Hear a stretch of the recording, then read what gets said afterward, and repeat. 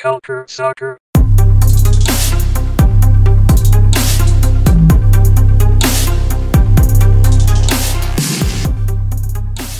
Alors que l'Euro bat son plein et que les Nord-Américains se préparent pour la Gold Cup, Culture Soccer vous offre encore une fois un podcast 100% MLS animé par moi-même, Anthony Devarenne, co-rédacteur en chef de Culture Soccer. Aujourd'hui, pour parler de MLS, je vais être rejoint par Richard Luamba. Ça va bien, Richard? Ça va très bien, toi, Anthony?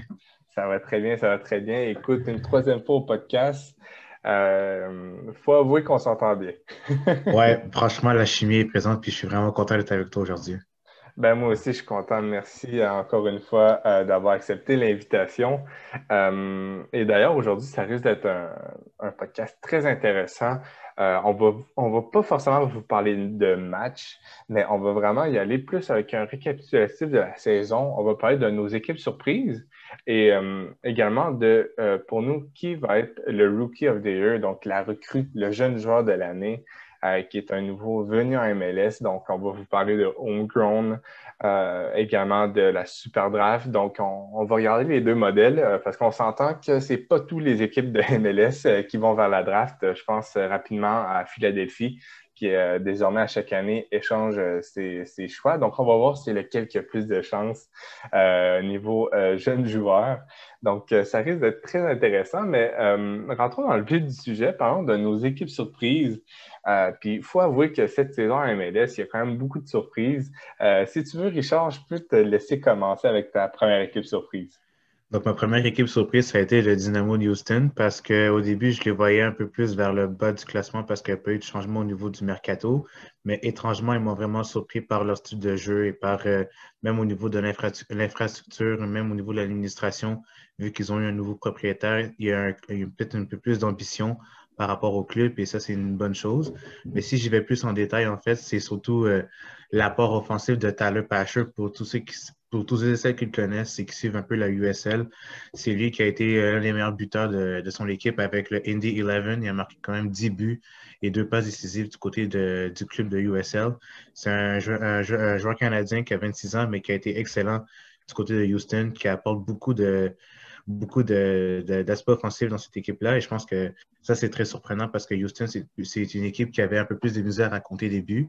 Et avec l'émergence de Pasher, ça montre que l'équipe est en bonne voie pour aller très loin. Et même faire une petite parenthèse à Maxi Urruti, justement, l'ancien du CF Montréal qui est passé par chez nous, qui est rendu à Houston à l'échange de Kiki Struna.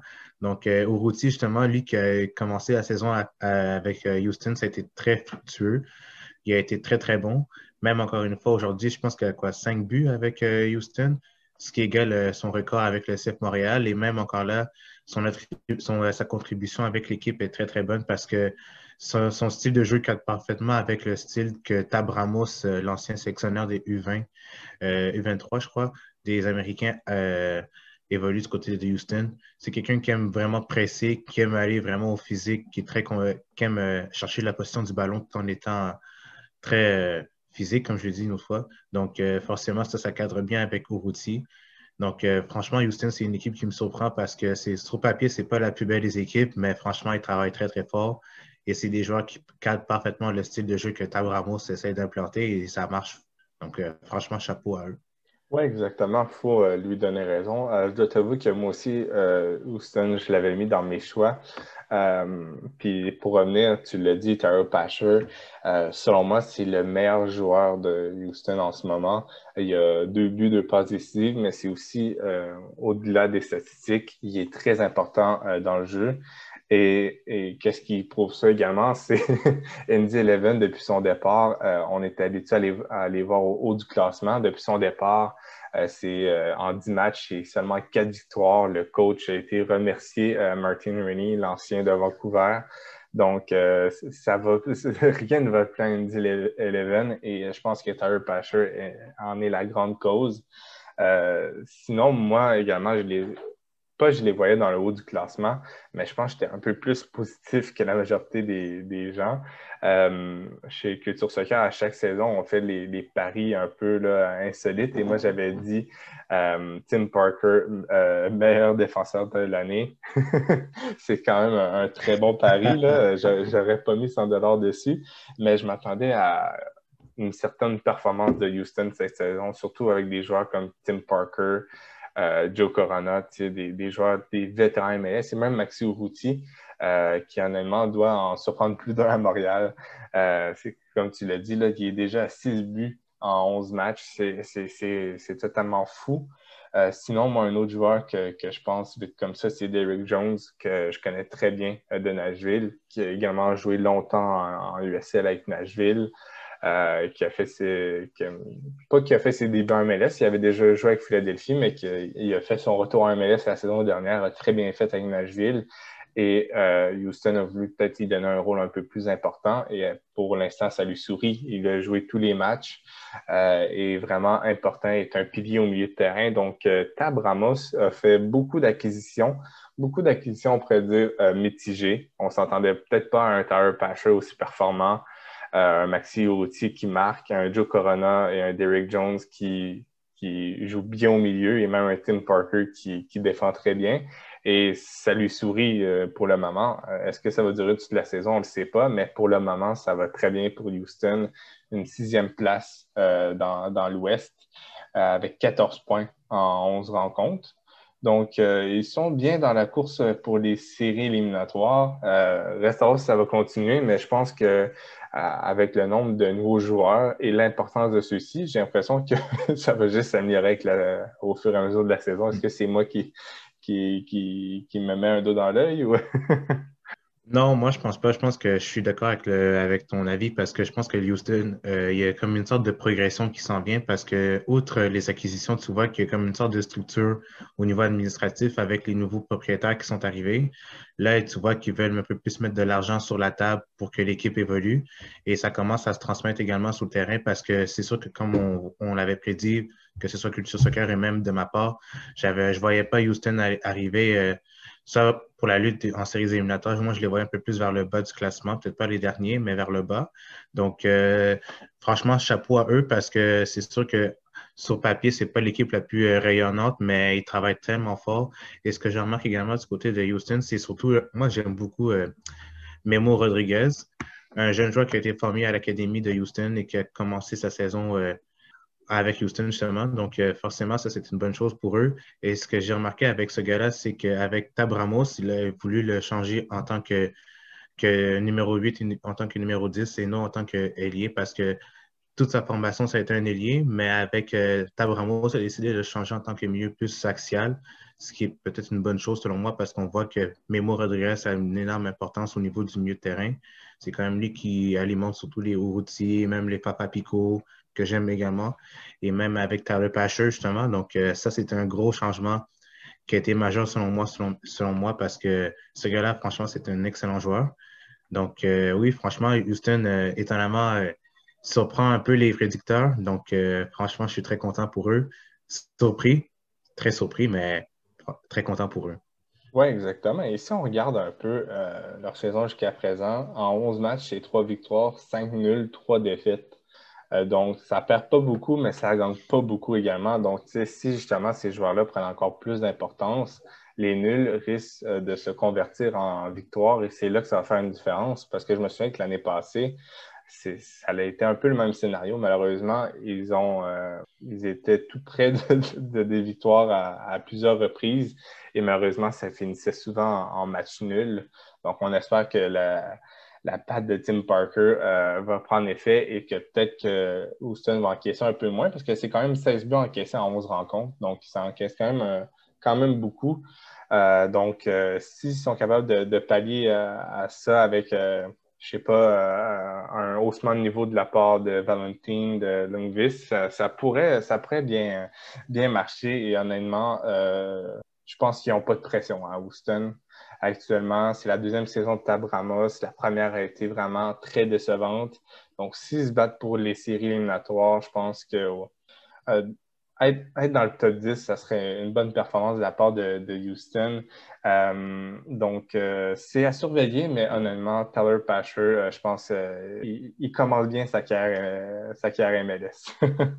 Ouais, franchement, oui, parce que c'est sûr que quand tu passes de USL en MLS, le niveau n'est pas pareil du tout, mais il a su s'acclimater vraiment rapidement et ça, il cadre parfaitement le style de jeu de Tab Ramos qui est très axé sur le pressing et je pense que Pasher livre un peu la marchandise, même s'il n'y avait pas de pression du côté de Houston, comme tu l'as mentionné. Bravo à Pasher et bravo à la formation de Houston. Exact. Si tu veux, je peux te laisser continuer avec ton deuxième. Ouais, ma deuxième équipe, en fait, c'est plus d'une manière négative que je les vois. En fait, c'est le Toronto FC, dans le sens qu'il y a beaucoup de problèmes dans cette équipe-là. Au niveau de la défense, c'est un peu plus vieillissante. Il y a comme un clash avec l'entraîneur et les joueurs. Là, je parle surtout de Josiah Tedor en particulier. Il y a un groupe plutôt hétéroclite dans le sens que c'est un noyau qui est très, très vieux, mais il y a des jeunes aussi qui arrivent ou qui sortent, soit en prêt. Si exemple, je prends Nobel Okello, même Jackie Marshall Rudy, qui arrive, mais qui a été prêté par la suite. Donc, il n'y a pas vraiment de cohésion, si je veux, avec les jeunes. Même au niveau des blessures, ça a été un peu plus difficile parce que ce soit Pozuelo, Mavinga, et la liste est longue et j'en passe, mais ça a été vraiment quelque chose qui a été très difficile du côté de Toronto parce que ça les a rattrapés. Durant la saison, ça a apparu parce qu'il n'y avait pas beaucoup de renforts et les jeunes ont dû aller avec l'équipe première assez rapidement, ce qui a fait en sorte que leur progression a été un petit peu plus accélérée. Donc, ça a été un petit bémol de leur part. Même encore une fois, la philosophie de jeu entre Chris Armas et Greg Vanney, qui était l'entraîneur autrefois du côté de Toronto, n'est pas du tout la même parce que Chris Armas, c'est un former Red Bull. C'est quelqu'un qui a été formé chez les Red Bulls, donc c'est très demandant physiquement. Il demande un pressing très constant. Les joueurs de Toronto sont plutôt vieux. Si, exemple, je prends Bradley ou même Mavinga ou même Omar Gonzalez du côté de la défense, c'est quand même assez vieux. Donc, forcément, c'est un peu plus difficile pour ces joueurs-là de récupérer assez rapidement durant les rencontres. Donc, ça peut faire mal parce que Bradley, c'est quelqu'un qui est très important au niveau de l'entrejeu du Toronto FC. Donc, ça peut faire une sorte de clash entre ces deux joueurs-là, entre ces joueurs et l'entraîneur. Et aussi, ce que je remarque avant de te laisser la parole, c'est que l'équipe accorde beaucoup de buts, mais énormément de buts. Je pense que c'est l'équipe qui accorde à peu près 20 buts, ce qui égalise le plus de buts du côté de la MLS, parce qu'autrefois, Toronto, c'était une des équipes les plus qui accordait le moins de buts du côté de la défense. Et contrairement à aujourd'hui, ben, la défense en arrache pas mal, et ça, c'est pas mal ça qui fait défaut du côté de Toronto. Oui, exact. Honnêtement, Toronto, c'est 5 défaites consécutives pour le moment. La dernière victoire remonte au 12 mai face à Columbus, qui est une autre équipe, on pourrait dire, qui ne va pas très bien cette saison. Honnêtement, c'est ça. On dirait que Chris Armas, c'est juste pas ça marche pas avec Toronto, malheureusement. Comme tu en as parlé un peu, il est allé on pourrait dire en clash avec Joseph Tidor et c'est un peu le joueur avec Bradley que tu ne veux pas te mettre à dos à Toronto, un joueur assez important dans l'effectif. Et on en avait parlé un peu plus tôt chez Culture Soccer, mais Toronto habituellement est habitué à avoir des gros renforts à chaque saison, plusieurs joueurs, pas juste un seul comme Sotelo par exemple. Sont habitués à plusieurs renforts à chaque saison et Chris Armas s'est décidé d'y aller avec la jeunesse faire confiance aux jeunes comme un peu fait les Red Bulls de New York. Mais je ne sais pas si les jeunes de Toronto étaient prêts. Je ne sais pas s'ils ont reçu le mémo, mais ça ne marche vraiment pas actuellement. C'est parce qu'un Jacob Schaffelberg a quand même eu plusieurs chances. Et malheureusement, ça ne semble pas fonctionner pour lui. En tout cas, pas de niveau MLS. C'est peut-être un peu trop tôt pour lui. Je ne sais pas si tu es d'accord avec moi. Est-ce que toi, tu es satisfait des performances de Schaffelberg? Moi, franchement, Shackelberg, je suis un petit peu déçu parce que je sais que c'est un excellent joueur qui est très, très vif sur les côtés. On l'a vu face au CF Montréal, comme quoi il pouvait déséquilibrer la défense, mais je trouve que c'est dommage pour les jeunes, mais en même temps, c'est un mal pour un bien parce qu'étant partisan de Montréal, je suis content de voir Toronto perdre, mais en même temps, c'est poche pour eux parce que ben, c'est comme ça. Mais pour revenir à Shackelberg, oui, je suis un petit peu déçu parce que je trouve que ça brime un peu sa progression parce que si tu regardes les saisons précédentes, il commençait à monter tranquillement pas vite, à se faire une place au sein de l'équipe. Mais là, maintenant, vu qu'avec Chris Armas qui arrive, qui met un peu plus l'accent sur les jeunes, Et avec les blessés qui arrivent, je trouve qu'on va un petit peu trop vite avec lui. Donc, je pense qu'il faut faire attention avec ce genre de joueurs-là parce que quand tu es jeune, tu ne veux pas te faire lancer dans la fosse au lion, si on veut, assez rapidement, ce qui fait en sorte que tu es un peu plus brûlé. Donc, je pense que Shackelberg, c'est un peu plus le cas parce qu'on y va un peu plus de gauche à droite. On essaie de trouver des solutions, mais il n'y a pas de ligne directrice ou de constance du côté de l'entraîneur torontois. Donc, pour Shackelberg, c'est dommage pour lui, mais en même temps, je suis quand même content de voir Toronto être dans les bas-fonds du classement de l'association. Donc, moi, je suis content pour eux. Ouais, puis, mais moi, c'est surtout, je me dis, Michael Bradley a joué tous les minutes de l'équipe jusqu'à présent. Puis on s'entend, il n'est pas jeune à 33 ans. L'équipe ne joue pas forcément à la maison. Moi, j'ai l'impression que ça risque pas de s'améliorer. Et surtout quand ton entraîneur, Chris Armas, dit dès le début, nous, on va faire confiance aux jeunes.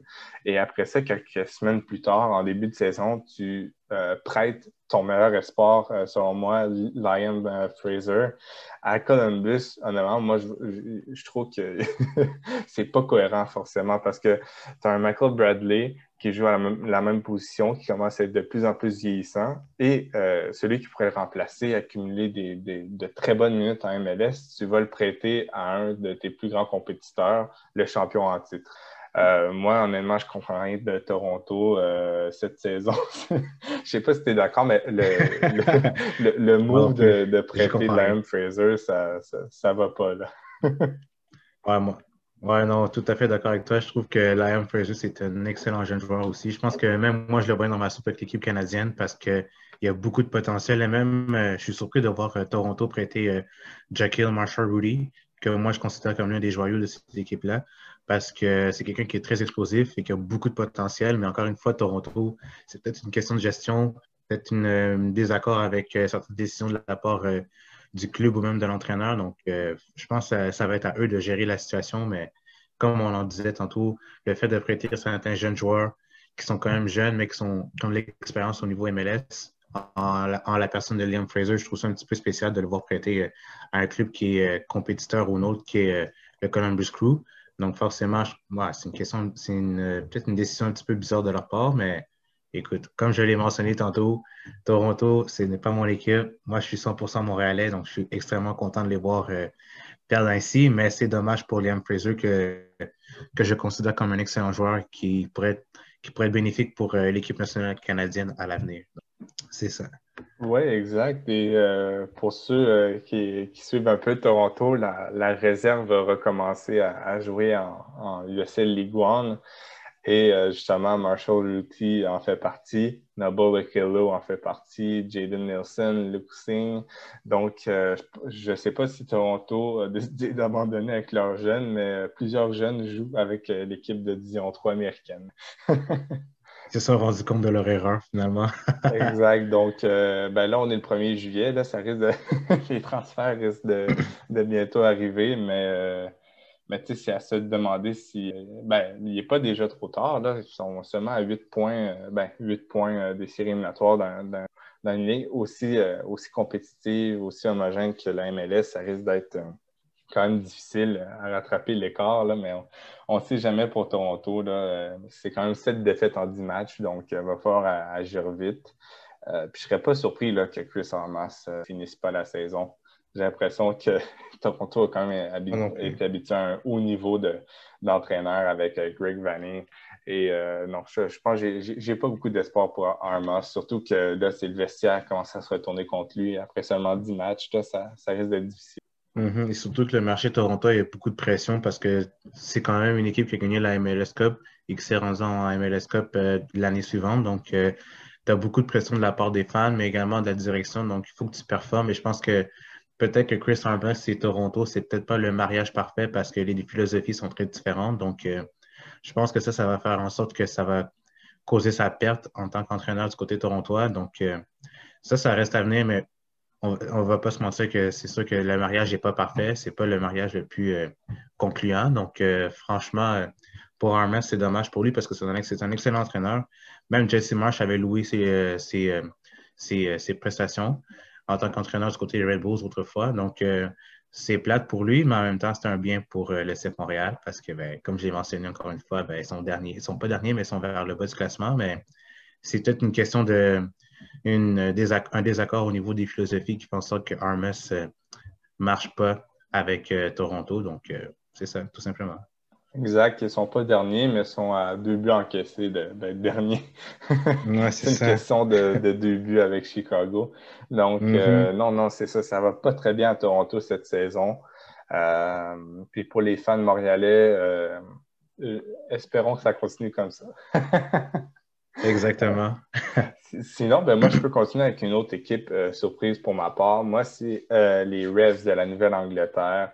Je ne suis pas surpris qu'ils soient dans une place qualificative pour les playoffs, mais les voir aussi haut à la première place, je suis très surpris. Je m'attendais à avoir d'autres clubs à cette première place, un Columbus, un NYCFC, un Philadelphie, des équipes comme ça. Et bon, c'est ça, les Revs, je suis quand même assez surpris.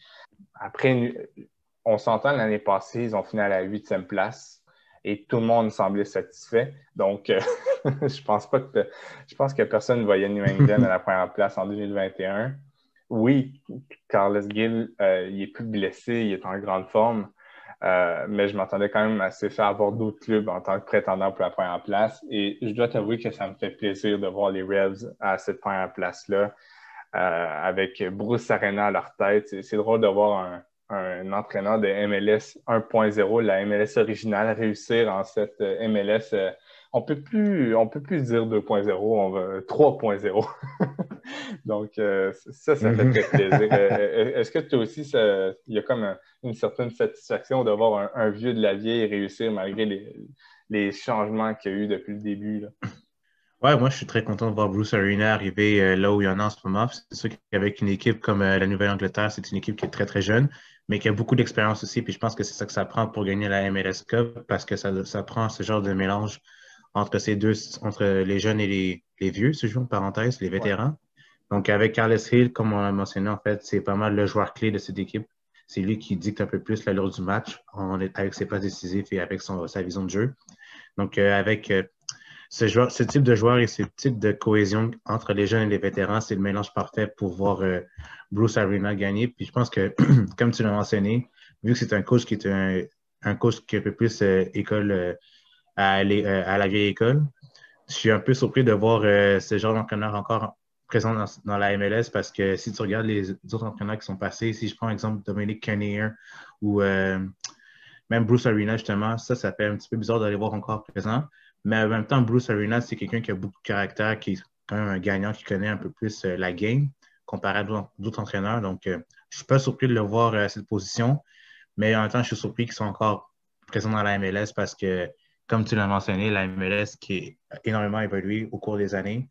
Et de voir des entraîneurs de ce style, c'est un petit peu bizarre de les voir comme ça, mais en même temps, je suis surpris pour lui. Ben, je suis content, je suis surpris aussi. Donc, Ouais. franchement, il n'y a rien à dire pour lui. Puis bravo, bravo, tout simplement bravo, parce que c'est une équipe qui est très, très beau à voir jouer. Beaucoup de, beaucoup d'aspects offensifs dans cette équipe-là avec des joueurs comme Gustavo Bou, Buxa, même Tejan Buchanan qui est canadien. Donc, franchement, je suis content pour eux. Puis la suite des choses ne risque d'être prometteur pour le reste. Oui, et moi, qu'est-ce qui me surprend le plus, c'est que Arena n'a pas eu peur de changer son effectif. Oui, les noyaux sont restés, mais des joueurs comme Kekuta Mané, Antonio Delamea, Michael Mancienne et Setinovic, ou même des joueurs emblématiques comme Diego Fagundes, Cullen Rowe, Lee Nguyen ont quitté le club. Donc, moi, je m'attendais à qu'il y ait peut-être un certain trou dans l'effectif. Mais des joueurs comme la recrue islandaise Trostason, le Brésilien Maciel font très bien, et même John Bell, lui qui provient de la réserve des Revs, de la nouvelle réserve des Revs, qui joue également à USL League One aux côtés de Toronto. Mais John Bell fait très bien cette saison-là avec les Revs, et je pense que c'est une certaine satisfaction. Et c'est peut-être ça qui manquait, justement. Je suis tellement avec les équipes de division inférieure, mais c'est peut-être ça qui manquait aux Revs, justement, d'avoir un bassin de joueurs d'un niveau inférieur pour permettre justement à leurs joueurs de jouer. Et souvent, il y a des petites pépites qu'on découvre en effectuant ça, là. Donc, je suis très content pour les Revs et c'est ça, John Bell, c'est quand même 5 départs cette saison. Pour quelqu'un qui vient de la USL League One, là, c'est quand même exceptionnel. Donc, les Revs font quelque chose de très intelligent en ce moment. Oui, ils ont des grosses stars, des grosses vedettes, mais ils n'hésitent pas également à investir dans peut-être les divisions inférieures pour permettre justement aux joueurs peut-être de niveau moyen de se développer calmement, sans pression. Et ça fait des John Bell pour la rotation. Oui, en effet. Puis tu vois que la USL League One, c'est une ligue qui a beaucoup de talent. Donc, comme on a mentionné avec Tyler Pasher et même John Bell, tu vois que des joueurs comme ça arrivent à percer l'effectif en MLS. Donc, c'est beau à voir. Puis je pense que c'est ça que ça prend aussi du côté des autres équipes parce que, outre le fait de dépenser énormément d'argent, tu peux aller également chercher dans les ligues inférieures pour très peu d'argent et performer autant. Donc, c'est ce que les Revs ont fait et je pense que c'est la recette gagnante pour cette équipe-là qui a énormément de succès cette saison-ci. Donc, franchement, chapeau à eux. Puis je pense que pour la suite des choses, ça va être que du positif parce que quand tu regardes la saison dernière, ils ont accédé au playoff, ils sont passés en finale de la session Est face à Orlando. Ça a plus ou moins bien été, mais dans l'ensemble du tournoi des séries éliminatoires, ça a été vraiment concluant parce que tu vois qu'une équipe qui était très cohérente, qui avait beaucoup de direction, qui avait beaucoup de potentiel offensif, même défensif, c'était très solide en arrière avec Farrell que j'aime énormément, qui est très physique. Et même avec un gardien comme Matt Turner, qui est excellent, qui pour moi est un des meilleurs gardiens de la Ligue. C'est une bonne chose pour cette équipe-là. Puis tu vois que le noyau n'a pas changé. Donc, c'est que du positif pour la suite. Mais je pense que les Reds, ça va être une équipe très, très solide avec les années à venir, avec Carles Hill qui a déjà signé son contrat pour une longue durée et avec les jeunes Buchanan qui arrivent encore et les jeunes joueurs comme John Bell, justement, qui arrivent de USL League One. Ça va faire un beau mélange pour la suite des choses et pour Bruce Arena, c'est que du bonbon, pardon. Exactement. Donc, c'est une équipe qui allait très bien. Je pense qui a peut-être fait, qui a fait une très bonne saison la saison dernière et ils n'ont pas eu peur de se remettre en question, dire au revoir à plusieurs joueurs emblématiques ou des vétérans de MLS pour peut-être se focaliser sur leurs jeunes joueurs ou sur des recrues étrangères. Donc, honnêtement, c'est parfait. Ça leur sourit parce que la semaine dernière, ils ont eu leur première défaite en 6 matchs. Donc, ça va très bien pour les Revs qui, on le rappelle, sont premiers de l'association S, de la conférence S en MLS. Ça va peut-être pas durer éternellement, mais je pense qu'ils sont en très bonne position pour finir dans le top 4 cette année, même si la saison est encore longue. Mais sinon, je vais te laisser avec ton troisième choix. Moi, en fait, c'était mes deux seuls choix, mais si j'avais à décrire une autre équipe, c'était le NYCFC, que je trouvais un peu plus fade, entre parenthèses, parce que il n'y a pas eu de changement au niveau de l'effectif. Il n'y a pas eu de cohésion avec l'entraîneur parce que c'est un peu plus compliqué. Mais là, avec les résultats présents, tu vois que l'équipe commence à revenir en selle avec des joueurs qui sont allés chercher durant le mercato avec Thales Damagno ou même Thiago Andrade. Désolé, mon portugais n'est pas parfait, mais ça s'en vient. Donc, justement, Thiago Andrade, même si des joueurs comme Thales Damagno ou même Tati Castellanos, que j'aime beaucoup comme attaquant du côté de NYCFC. Ça a été un peu plus difficile au début de la saison parce que les renforts n'étaient pas présents. Tu avais Maxime Morales qui était blessé, qui est revenu soudainement. Donc, ça, c'est quand même une pièce importante du côté de l'effectif new-yorkais. Tu avais même James Sands, que je considère comme l'un des très bons joyaux de cette ligue, qui évolue en tant que défenseur central et non en tant que milieu relayeur. Ça, je trouvais ça un petit peu bizarre, mais en même temps, vu qu'il n'y a pas beaucoup de renforts dans cette équipe-là, je me suis dit qu'il fallait sacrifier un bien pour un mal. Donc, en même temps, James Sands, je suis content pour lui. En même temps, pour le NYC aussi, le coach criait qu'il n'y avait pas de renfort, que l'équipe n'allait pas aller loin, sans renfort. Et là, maintenant, tu vois qu'avec des renforts, l'équipe a complètement changé l'allure. Là, je pense que cette équipe-là a connu 2 victoires d'affilée, une face à DC United et l'autre, je pense que c'était contre Atlanta. Si je me trompe bien, corrige-moi si c'est le cas, mais Ouais, exact. contre Atlanta, oui. Donc, c'est ça. Je pense qu'avec les 2 victoires qui arrivent, c'est que du positif pour cette équipe-là parce qu'au début, comme j'ai mentionné, c'était un peu plus compliqué. Mais avec le temps, Tu vois que c'est une équipe qui est vraiment comme l'une des équipes fortes de cette association Est, pardon, parce que offensivement parlant, c'est très solide. Défensivement parlant, c'est plutôt solide. C'est pas parfait avec Chano et même avec son partenaire, mais n'empêche que c'est excellent pareil. Même au niveau des gardiens de but, Sean Johnson, qui est très, très bon selon moi.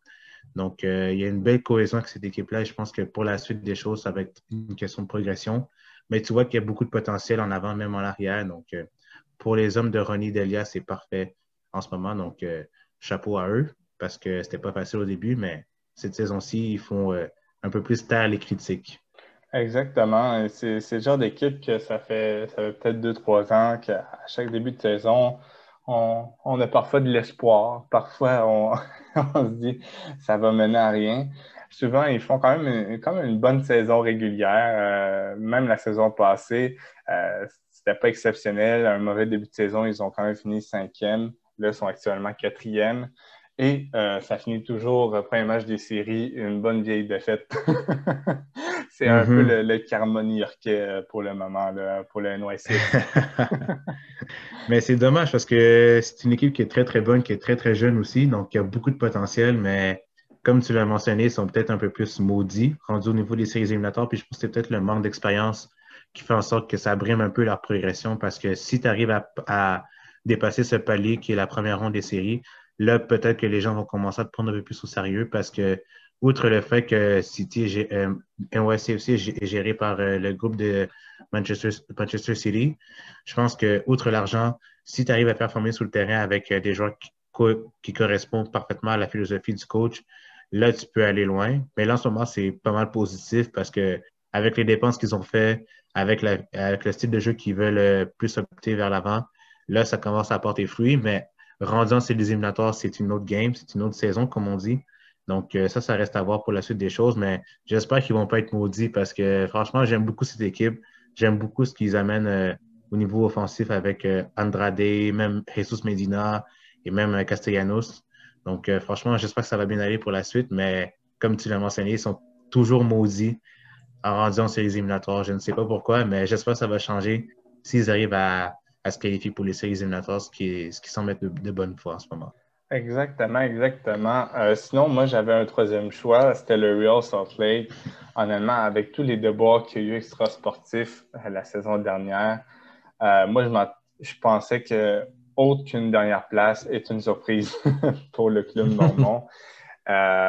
Et c'est ça, tu sais, on se rappelle, il y avait eu les commentaires déplacés de leurs propriétaires. Il y a eu les Utah Royals, l'équipe de NWSL, l'équipe féminine qui a déménagé. Puis il y a finalement eu la mise en vente de l'équipe, qui, si je ne me trompe pas, il n'y a toujours rien d'officiel. Donc, ça allait vraiment pas très bien pour le Real Salt Lake. Et bizarrement, Freddy Juarez garde le fort, l'entraîneur-chef du Real Salt Lake. Et Mm. justement, le Real Salt Lake est présentement à la porte des playoffs, à la 8e position, avec 13 points en 9 matchs.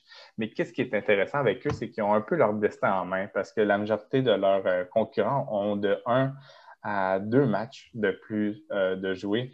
Donc, par exemple, si le Real Salt Lake gagne son prochain match, qui est face au LAFC, le Real Salt Lake serait désormais à la 5e position. Donc, ils ont leur destin en main. Ça va quand même bien. Et honnêtement, c'est très surprenant, surtout avec le départ de Savarino, Jefferson Savarino. Honnêtement, moi, j'avais quand même peur. Ça laissait beaucoup de pression offensive sur Damir Krelak et Rusnak.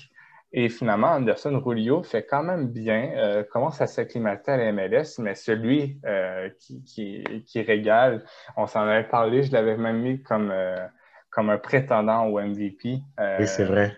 dans l'une des fois que tu étais venu, c'est Rubio Rubin, l'ancien espoir international américain, qui est déjà à 4 buts et 2 passes décisives là, cette saison.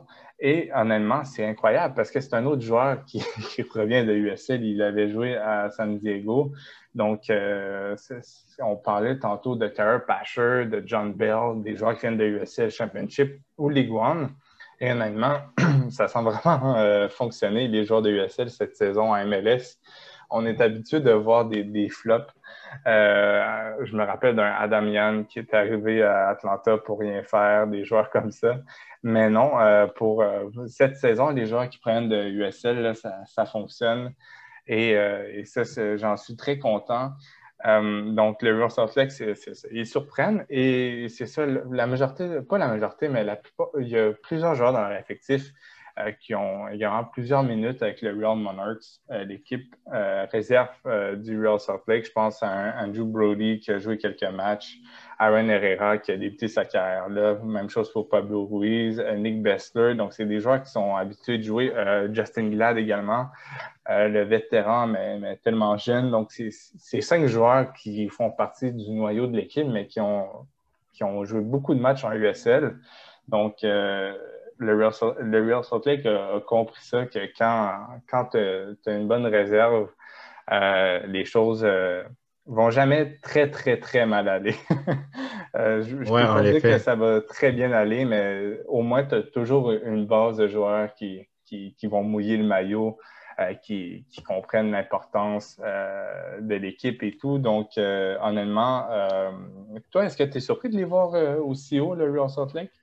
Tout comme toi, je partage le même avis dans le sens que je ne voyais pas le Real Salt Lake aller aussi loin comme ça parce que, comme tu l'as mentionné, les problèmes financiers, les problèmes extrasportifs avec le propriétaire, ça peut brimer un peu la progression, si je veux, en tant qu'équipe, même en tant que club. Je ne m'attendais pas à ce qu'il soit rendu à ce niveau-là, mais franchement, chapeau à Ruby Rubin parce que même moi, je ne le voyais même pas dans ma soupe en tant que buteur, au niveau MLS, parce que, outre le fait qu'il a été international espoir avec les Américains, qui a quand même connu une carrière assez, pas exceptionnelle, mais une carrière plutôt correcte du côté au Mexique avec, je ne sais plus c'est quoi le nom du club, mais en tout cas. Il a joué pour les Dorados, notamment, l'ancien club entraîné par Maradona. Et c'est vrai, en effet. C'est son dernier club au Mexique. Mais si je ne me trompe pas, il avait joué pour Tijuana.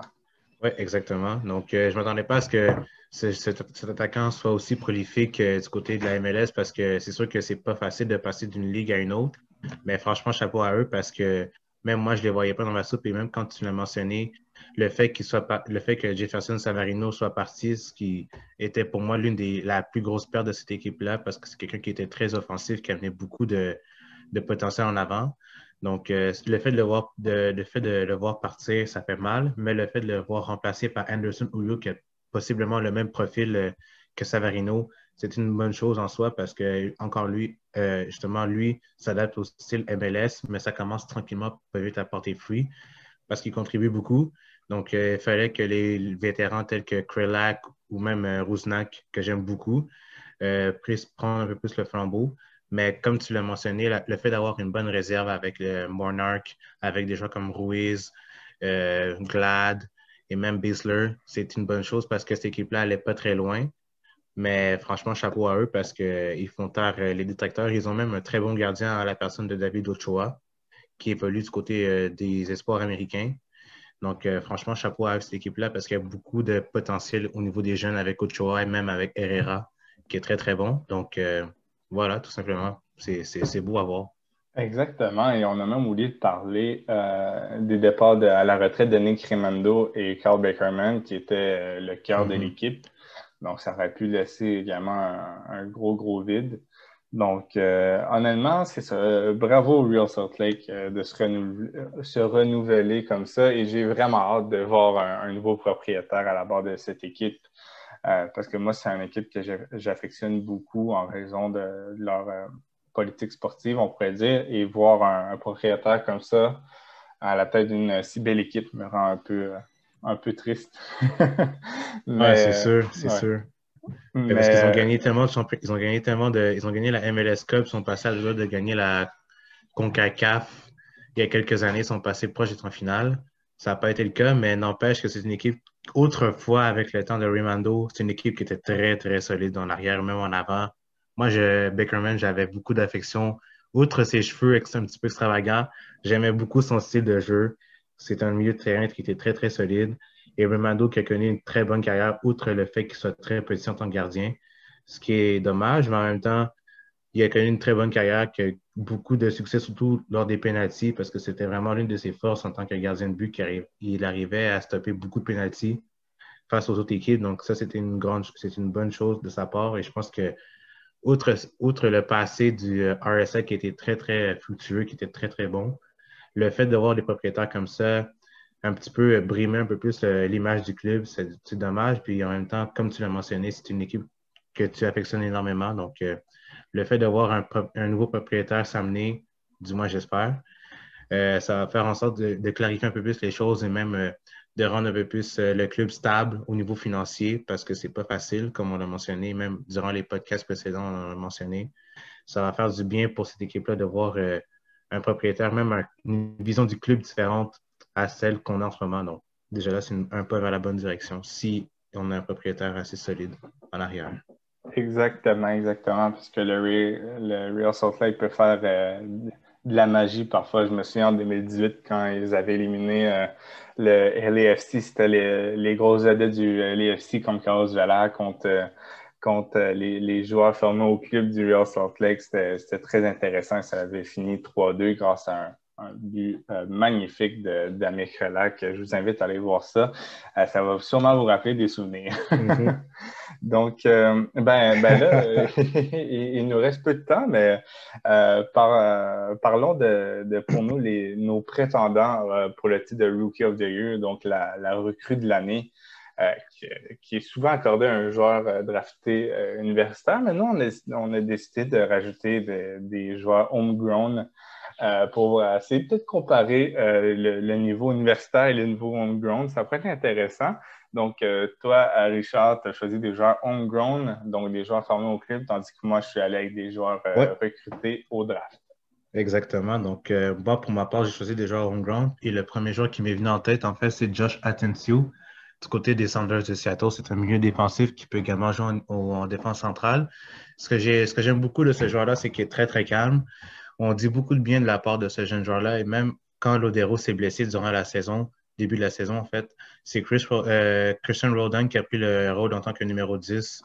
Et tu as vu Atenso qui a pris un peu plus d'aisance au niveau du milieu de terrain en tant que milieu défensif parce que c'est Atenso qui a pris la place de Roldan. Bref, vous comprenez. Donc, Ouais. Atencio, j'ai vraiment aimé son style de jeu. Donc, franchement, même Roldan avait loué ses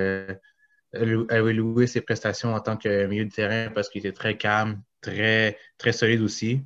Puis en même temps, très technique aussi, capable de briser des lignes avec une seule passe. Donc, ça, c'est une bonne chose en tant que milieu de terrain.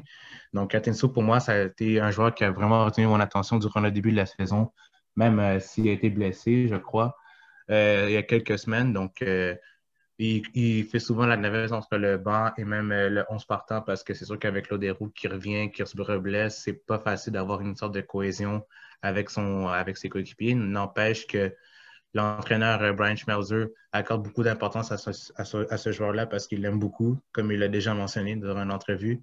Donc, Atencio, pour moi, ça fait partie de mon premier choix. Donc, je ne sais pas c'est quoi le tien pour toi, mais Atencio, pour moi, ça aurait été forcément peut-être le Rookie of the Year, mais je vais voir ce que tu vas dire par rapport à ça, en fait. Oui, ben en fait, Atencio, c'est très intéressant. C'est dommage qu'il se soit blessé au mois de mai, mais on voit qu'il fait partie intégrante de l'organisation des Sounders de Seattle. Pour moi, au premier choix, je pense que la MLS va y aller avec celui qui a été drafté premier, si je ne me trompe pas, Daniel Pereira. C'était le Oui, joueur à exact. surveiller de cette draft. Il faut avouer que Austin lui fait confiance, ayant déjà débuté 4 fois et rentré en cours de match à 3 reprises. Malheureusement, il n'a pas eu la chance de s'inscrire dans la feuille de pointage. C'est un joueur offensif. Mais je pense qu'à l'image d'Austin, je pense que quand les choses vont se placer, il va commencer à marquer ou à faire des passes. Et donc, c'est ça. Je pense que c'est ça. À l'image d'Austin, il découvre la MLS tranquillement. Et je pense qu'il risque là, il risque de se mettre sur la feuille de pointage sous peu. Là. Je pense que la saison est encore longue et je pense que Austin va lui laisser encore beaucoup de temps pour s'acclimater à la MLS. Donc, je dirais Daniel Pereira, mais j'ai quand même deux autres choix intéressants. Ah, c'est un excellent choix également parce que même moi, j'ai pensé à Daniel Pereira pendant que je faisais ma petite recherche. Je me suis dit soit Philippe Mayaka, je ne sais pas si tu vas le mentionner, mais même Daniel Pereira aussi, je trouvais qu'il était très intéressant en tant que milieu de terrain du côté d'Austin, même s'il n'a pas eu beaucoup de chance de se valoir au sein de l'équipe, mais n'empêche que c'est un très beau projet de la part de Austin FC. Donc, pour moi, mon deuxième choix, en fait, c'est Ricardo Pepi, le jeune Charles, en fait. Ouais. Pepi, en fait, moi, je l'aime beaucoup. Et, je trouve qu'il naturellement, il est très doué. Selon son entraîneur également, il a beaucoup louangé par rapport à ses mérites. Même durant le dernier match, il a marqué 2 buts face à la Nouvelle-Angleterre, justement. C'est 3 buts à 3. Il a marqué 3 buts à ses 3 derniers matchs, justement. Donc, ça, c'est une bonne chose en tant qu'attaquant qui est très, très jeune, qui a 18 ans seulement, ce qui est très, très jeune, comme j'ai mentionné. Et même ce que je remarque chez Pépi, en fait, c'est qu'il peut faire tellement de choses, en fait. Il peut soit se déplacer, trouver des espaces derrière les défenseurs, mais il peut avoir aussi cette pointe d'accélération. Peut-être pas comme à la Kylian Mbappé, mais quand même assez rapide, mais pas énormément rapide. Bref. Donc, déjà là, ça, c'est un plus pour un attaquant. Moi, je le compare un peu plus à Kyle Aaron, qui a à peu près le même, peut-être pas le même profil, mais qui a la même style de jeu, même positionnement, qui est capable de trouver les espaces, mais qui est assez solide physiquement. Donc, ça, c'est pas pire pour Pépi. Donc, capable aussi d'élargir également. Donc, franchement, il y a tous les potentiels pour aller peut-être au niveau supérieur qui est l'Europe. Donc, ça va être une question de temps, selon moi, pour que Pépi arrive arriver à son point de chute, son potentiel, en fait. Donc, moi, Pépi, c'est quelqu'un que j'aime beaucoup. Mais déjà là, Dallas, c'est une usine à fabriquer des pépites parce que, outre Pépi, tu as plusieurs noms qui peuvent sortir comme Dante Sealy, même Jesus Ferreira, Paxton Pomeka, et j'en passe. Et même Justin Shea qui est rendu au Bayern Munich. Donc, franchement, c'est une équipe qui fournit énormément de pépites. Je ne sais pas ce qu'ils boivent à Dallas, mais j'aimerais ça savoir c'est quoi leur recette parce que c'est vraiment surprenant, c'est vraiment étonnant. Donc, franchement, c'est beau à voir. Mais Pépi, pour moi, c'est la pépite. Ben, pas la recrue de l'année, mais un jeune joueur sur les années à venir qu'il faudrait surveiller, en fait, du côté de la MLS. Oui, oui, oui, bien sûr. Surtout que il a fait la moitié moins de matchs que la saison passée. Il a déjà doublé son nombre de buts. Il est déjà à 4 buts en 9 rencontres, dont 4 débutés. Donc, ça va très bien pour Pepi. Et on sent vraiment là, que le coach de Dallas lui fait 100% confiance. J'ai l'impression que des fois, ça va vite, hein, et peut-être qu'on vit déjà les derniers moments de Pepi en MLS. Surtout avec le mercato d'été qui arrive, les clubs. Ils viennent de sortir de la COVID-19. Ils n'ont peut-être pas forcément des centaines de millions à investir. Donc, des petits joueurs comme ça, parfois, là, ça peut faire la bonne affaire, là. Puis ça coûte pas cher aussi, hein. Si tu regardes Brian Exactement. Reynolds, ça n'a pas coûté cher non plus. Donc, ça peut être une bonne offre pour les clubs européens. Donc, moi, je dirais pas non à ce que Pépi s'en aille, mais en même temps, je serais pas prêt. Ben, je serais prêt à ce qu'il reste également parce qu'il faut qu'il s'acclimate un peu plus au style de la MLS pour ensuite peut-être passer à un prochain niveau. Mais si Pépi part cet été, ben, c'est une bonne chose pour sa progression, mais en même temps, je serais pas étonné de le voir partir parce qu'il y a tellement de talent, ce jeune joueur-là. Donc, quand tu es bon, c'est sûr que tu vas te faire recruter n'importe où. Donc, et la demande est tellement élevée que Pépi, s'il s'en va, ben, ça va être une bonne chose pour lui. Donc, franchement, chapeau à lui au final. Exactement. Sinon, moi, mon deuxième choix, c'était Luke Hawkinson, le joueur là, de 23 ans qui évolue à Nashville. Lui, c'est vraiment un joueur de draft, fait toute une carrière universitaire. Il a été repêché l'année passée du côté de Nashville, mais il avait directement été prêté au Charlotte Independence. Honnêtement, je pense qu'il avait quand même bien fait en USL et c'est pourquoi que l'équipe l'a gardé. Il y a quand même plusieurs joueurs qu'ils avaient repêchés la saison passée qui finalement n'ont pas resté. Mais lui, c'est ça, il a fait 16 apparitions du côté de Charlotte, s'est bien développé au niveau pro. Et c'est ça, cette saison, il fait vraiment partie de la rotation du côté de Nashville. Il a joué les héros face à Toronto en marquant 2 buts. Et ça lui a valu une place sur l'alignement de départ face à Montréal. Et honnêtement, il a pas mal fait. Ça n'a pas été le pire joueur. Ça n'a pas été son meilleur match face à Montréal. Mais on s'entend, c'est comme une recrue. Donc, il ne faut pas trop lui mettre de pression. Et qu'est-ce qui est bien avec lui, c'est qu'il est quand même polyvalent. Il peut jouer sur les ailes. Moi, où est-ce que je l'ai aimé le plus, c'est en tant que milieu offensif. Il peut même jouer milieu central, mais moi, qu'est-ce que j'aime de Atkinson, c'est qu'on a finalement une doublure à Annie Mouktar. Annie Mouktar était pas mal essentiel au jeu la saison dernière, tandis que maintenant, avec un Atkinson, on a un joueur offensif qui peut pallier, par exemple, à une absence de Mouktar, et ça, c'est bien. Et c'est ça, il y a déjà 7 matchs de jouer cette saison. Là, c'est une des recrues qui a le plus de matchs cette saison à MLS avec Daniel Pereira. Donc, je pense que Luke Atkinson, quand même, va avoir son mot à dire dans la course au Rookie of the Year. Ouais, franchement, je partage le même avis, mais en même temps, je suis pas surpris que tu nommes un joueur de Nashville, mais j'ai un autre nom pour toi aussi que tu aurais pu mentionner, c'est Jack Maher, du côté Ouais, de Nashville en tant que défenseur latéral ou défenseur central, corrige-moi si c'est le central, ouais. cas. Ouais. Donc, moi, j'aime beaucoup ce joueur-là. Tu voyais, même contre Montréal, qui a quand même servi le centre pour Dan Ladi sur le but égalisateur face à Montréal. J'aime beaucoup ce style de joueur-là qui est très offensif, mais capable d'avoir une bonne base en tant que défenseur. Donc, moi, j'ai vraiment aimé ce joueur-là. Donc, Nashville, c'est pas mon équipe à la base, mais si je suis capable de voir le talent, je vais le voir. Et Jack Myers, c'est vraiment celui qui m'a vraiment épaté durant le match face à Toronto. Même Atkinson, comme tu l'as mentionné, j'aime beaucoup ce style de joueur-là qui est capable de se projeter vers l'avant. Donc, moi aussi, je ne serais pas surpris de le voir peut-être dans les discussions pour être le Rookie of the Year, mais ça reste à voir parce que Nashville, outre le fait que ça se base sur Rani Mukhtar ou même sur Dax McCarthy, même les gros noms que je n'ai pas mentionnés, les jeunes joueurs comme Atkinson ou même Maher peuvent faire partie de la solution du côté de Nashville parce que c'est une équipe qui est très solide en arrière, mais en avant, c'est plus ou moins correct. C'est correct, là.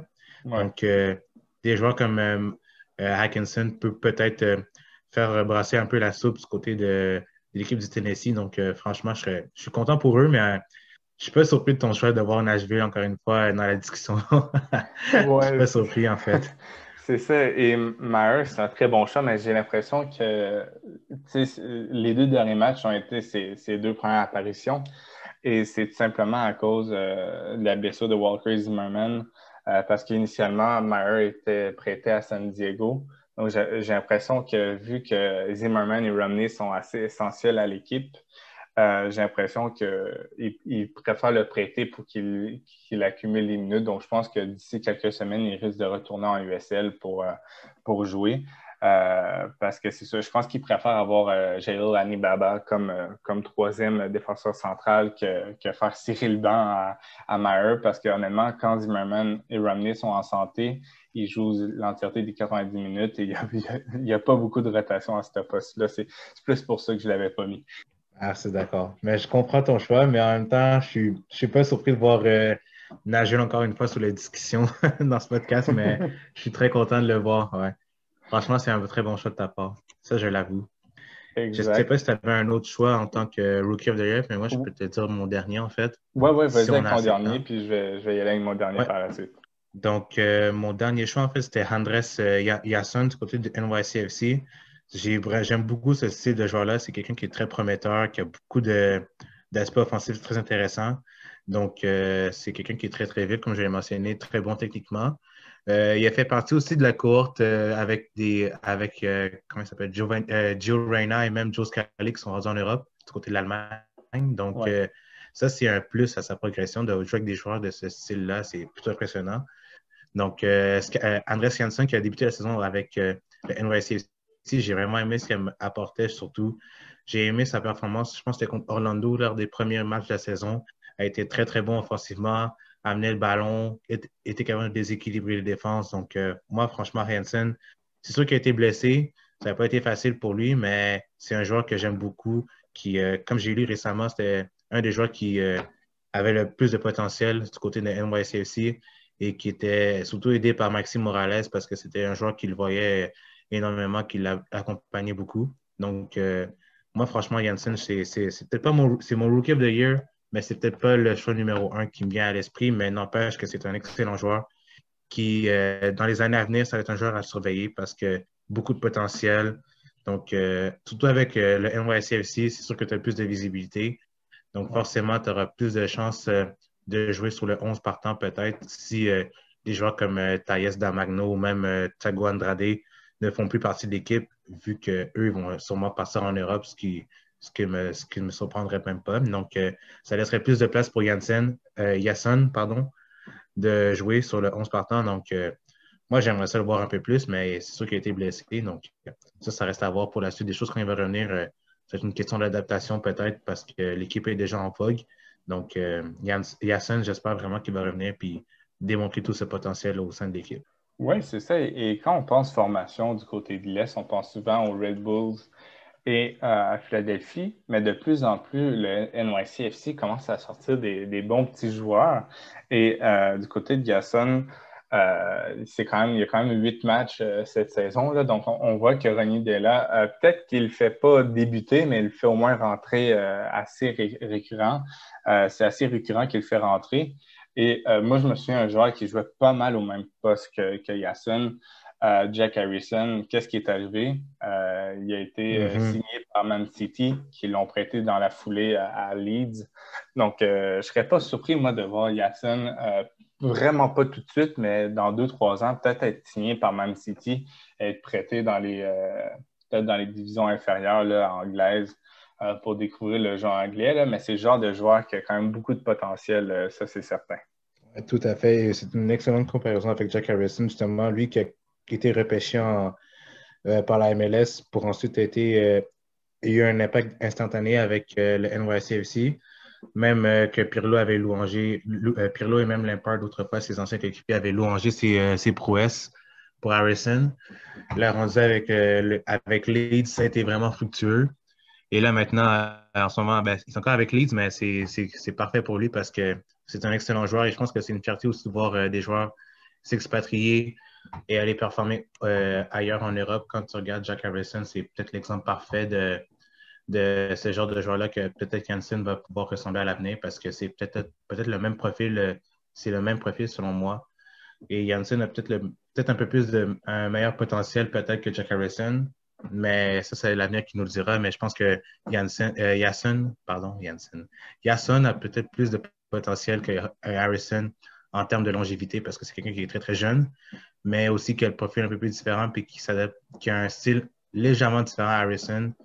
Mais franchement, je serais content de voir Yasson et même Harrison aussi qui a percé en Premier League. Peut-être pas encore, mais ça s'en vient. Là, mais voir Yasson percer peut-être ailleurs qu'en MLS, ce serait beau à voir. Ouais, exact. Donc, ça reste à suivre, mais la NYCFC commence à sortir de très bons joueurs.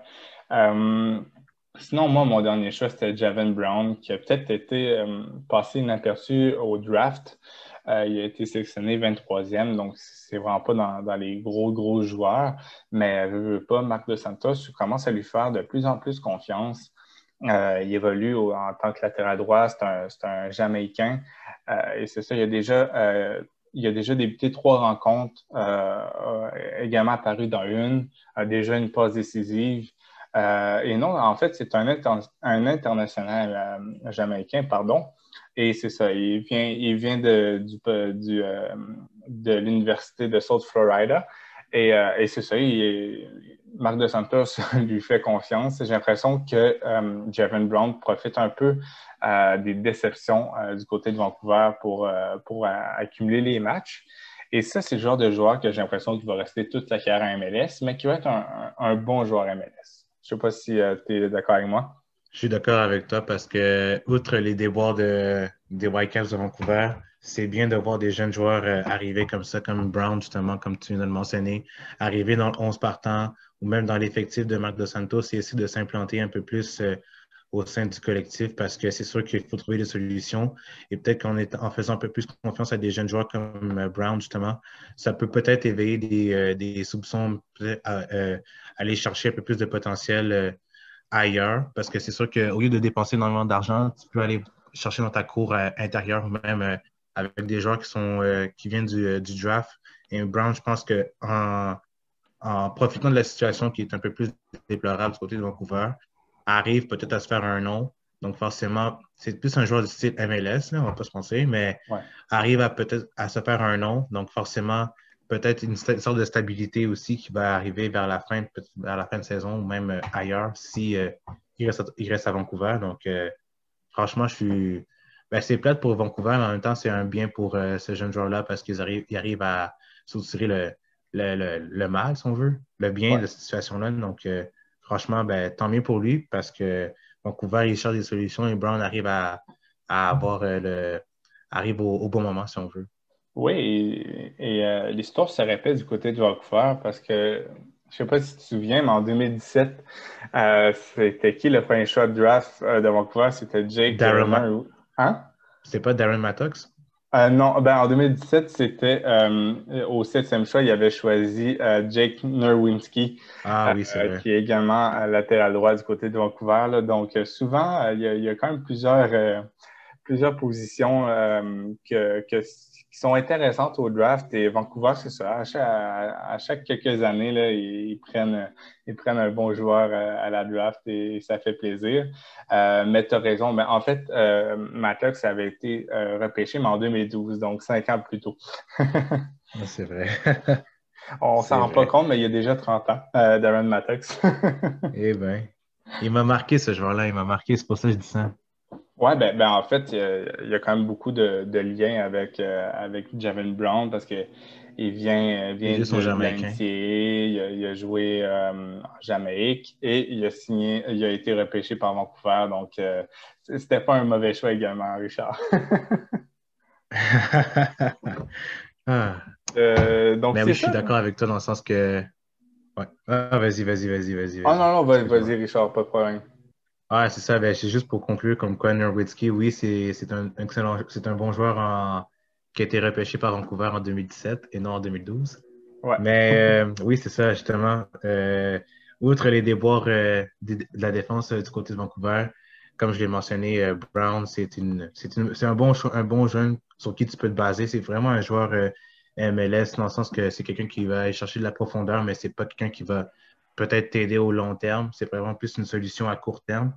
Donc, forcément, Vancouver peut en tirer davantage, mais peut-être dans les années à venir, je ne veux pas être prophète de malheur, mais j'espère qu'il va rester parce que c'est sûr que en bâtissant sa confiance, en jouant davantage de matchs, là, tu vas pouvoir te faire un nom. Donc, forcément, Brown va pouvoir peut-être tirer davantage à cette situation-là. Donc, c'est ça.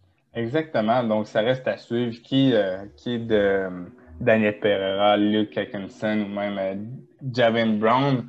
Ou pourquoi pas, pour une des premières fois, un homegrown comme recrue de l'année. Ça pourrait être intéressant. Mais Richard, merci d'être venu au podcast. Merci beaucoup, Anthony. Ça me fait plaisir.